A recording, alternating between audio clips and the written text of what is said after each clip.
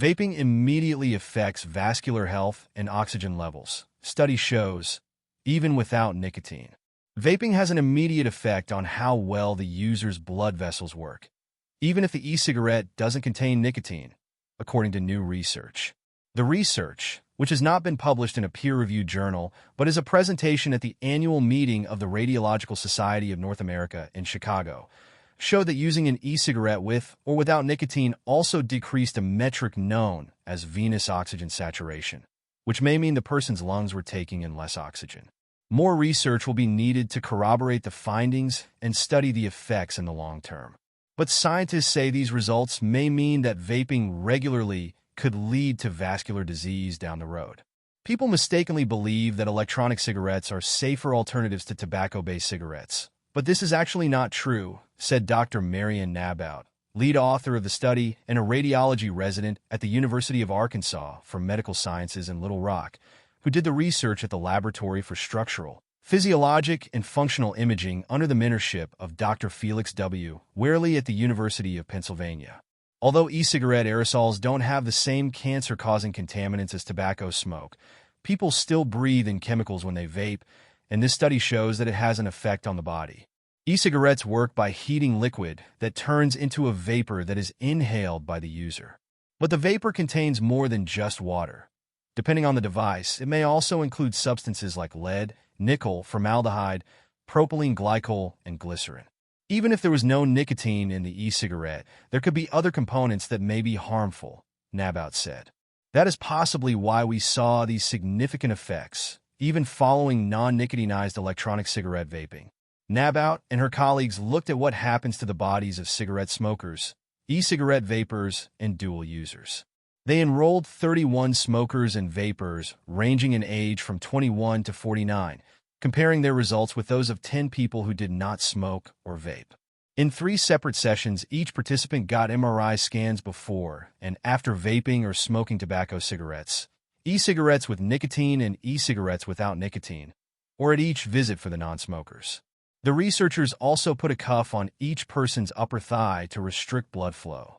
Once the cuff was deflated, they evaluated the speed of blood flow in the femoral artery and measured the amount of oxygen in the blood returning to the heart after it supplied oxygen to the body's tissues. Following either vaping or smoking, the researchers saw a significant decrease in resting blood flow velocity in the femoral artery, which runs along the thigh and supplies oxygenated blood to the entire lower body.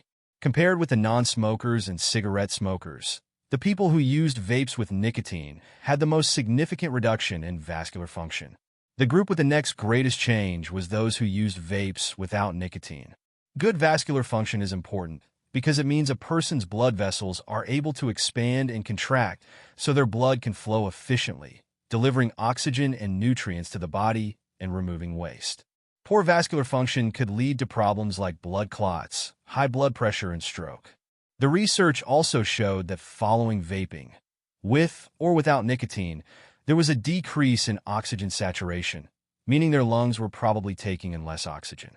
Nabout said the goal of the study is to help regulators as they make decisions about which of these products should stay on the market in the United States. E-cigarettes have been on the market without regulation for years, but to stay there, companies need authorization from the U.S. Food and Drug Administration, which is considering millions of product applications. Some doctors used to recommend e-cigarettes to help people quit smoking, and the manufacturers have made that argument to the FDA, but studies have shown that e-cigarettes do not help people quit. The FDA has authorized a few vaping products, but none is specifically approved as a harm reduction device. Dr. Albert Rizzo, Chief Medical Officer for the American Lung Association, says the new research adds to the growing body of evidence showing that vaping exposes people to a lot more than harmless water vapor. We don't know a whole lot about the effects of the ingredients of e-cigarettes with regard to effects on our lungs, effects on our blood vessels, and even though there is supposedly less toxins than a regular cigarette, we don't know the long-term effects of these modalities are. Tests like these keep showing there are short-term effects, said Rizzo, who was not involved with the new study. Rizzo said he found it interesting that both the nicotine and non-nicotine vapes had an effect. That's telling us that something in these ingredients are likely causing airway irritation that leads to inflammation and that inflammation spills over to the rest of the body the same way we know particle pollution does, he said. Research shows that exposure to air pollution, known as particle pollution, can lead to higher incidence of heart attacks and other significant health problems.